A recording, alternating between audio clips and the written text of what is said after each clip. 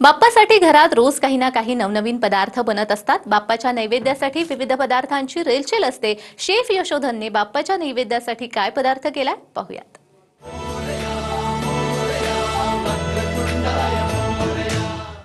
नमस्कार, नैवेद्य स्पेशल मध्ये मी जानवी सावंत आपल्या सर्वांचं स्वागत करते। आपल्या सोबत आहेत शेफ यशोधन देशमुख। तुमचं खूप खूप स्वागत। थँक्यू। गणेशोत्सवानिमित्त गोडाधोडाचे पदार्थ नैवेद्य म्हणून बनतातच आहेत, मात्र आपली बच्ची कंपनी देखील घरी आता सुट्टीनिमित्त, तर बच्ची कंपनीसाठी काही एखादी स्पेशल रेसिपी बनवणार का? नक्कीच। आता गणेशोत्सव म्हटलं की पहिले डोळ्यासमोर आपल्या काय येतं, उकडीचा मोदक, बरोबर? पण ज्या वेळेला आपण उकडीचा मोदक हा सकाळच्या नैवेद्याला करतो, बरोबर, संध्याकाळपर्यंत उकडीचा मोदक कडक होतो फ्रीज मध्ये ठेवल्यामुळे। दुसऱ्या दिवशी गरम केला तर चिवट होतो। पण ह्याच मोदकापासून आपण बच्चे कंपनीसाठी आईस्क्रीम बनवूया। वाव, आईस्क्रीम म्हणजे ते फक्त मुलांना नाही, मोठ्यांना सुद्धा आवडतं। सगळ्यांसाठी। आता बाजारात वेगवेगळ्या हॉटेल्स मधून आपण बघतो की उकडीच्या मोदकाचं आईस्क्रीम मिळतं, बरोबर? पण घरात असलेल्या साहित्यापासून हे कसं करायचं हे आज आपण बघणार आहोत। अगदीच, चला तर मग तयारी करूया। साहित्य तर आपलं आलेलं आहे। मोदक बघून खरं तर आत्ताच पाणी सुटलेलं आहे, पण आपल्याला मोदकाचं आईस्क्रीम बनवायचं आहे, त्यामुळे थोडे पेशन्स मला ठेवायला लागतील। त्याचं कारण पण मी सांगतो तुला। हा मोदक बघ, हा फ्रीज मध्ये ठेवलेला मोदक आहे, कडक झालाय, हा कडक झालाय। आता हा जर मी मायक्रोवेव्हला गरम केला तर चिवट होईल, बरोबर? सो ह्याचं काहीतरी चांगलं करावं या दृष्टीने आज आपण हे प्रयोग करतोय। बघूया कसं होतं। सर्वप्रथम आपण इथे थोडंसं दूध घेणार आहोत। एक 100 मिलीलिटर दूध घेतलेलं आहे मी। ओके। आणि त्याच्यात जवळपास तेवढंच क्रीम घालतो। Okay. Normal cream, regular cream, double cream.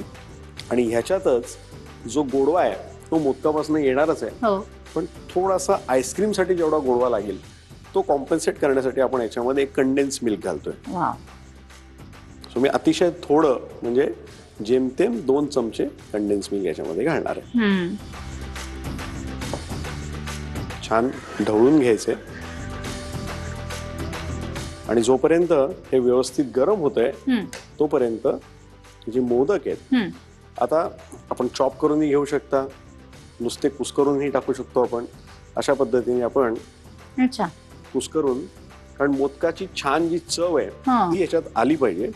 त्याचबरोबर हे जे चंक्स आहेत हे चंक सुद्धा याच्यात आपल्याला असेच मध्येच खाताना असं लागलं पाहिजे। तो उकडीचा जो फील आहे तो सुद्धा आपल्याला याच्यात मेंटेन करायचा आहे।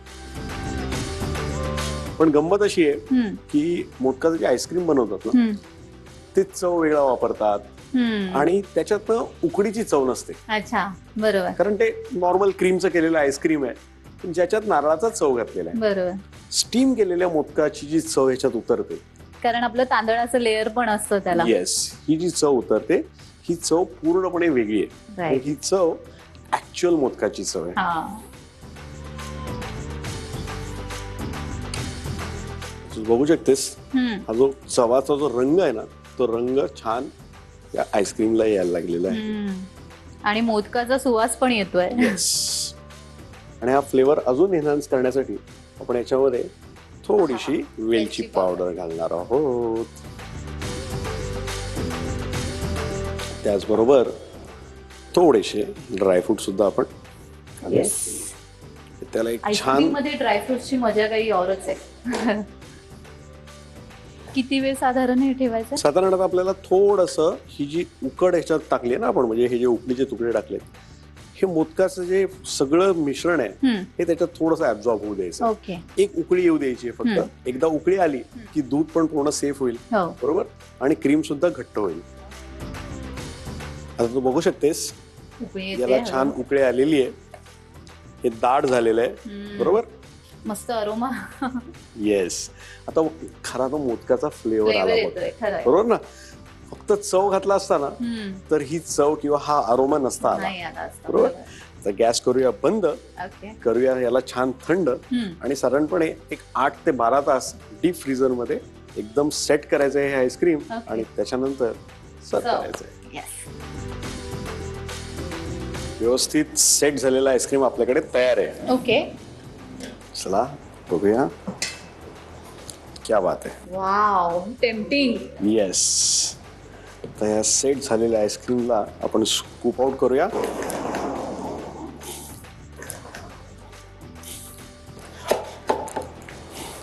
बघू शकतेस त्याचा छान स्कूप तयार झालाय. आईस्क्रीमचं कोणाचं एका सुपर पोट भरतं का? नाही, शक्यच नाही. क्या बात है.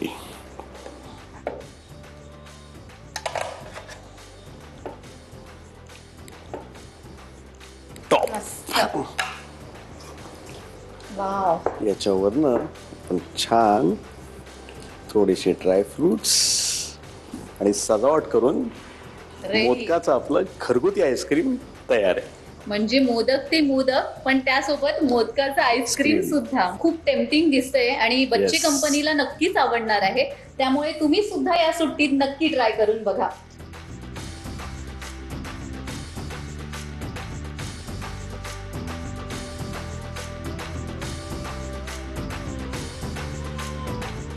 ही इतकी सुंदर रेसिपी, इतकी टेम्पटिंग रेसिपी की तुम्ही दाखवली यासाठी खूप खूप धन्यवाद. थँक्यू.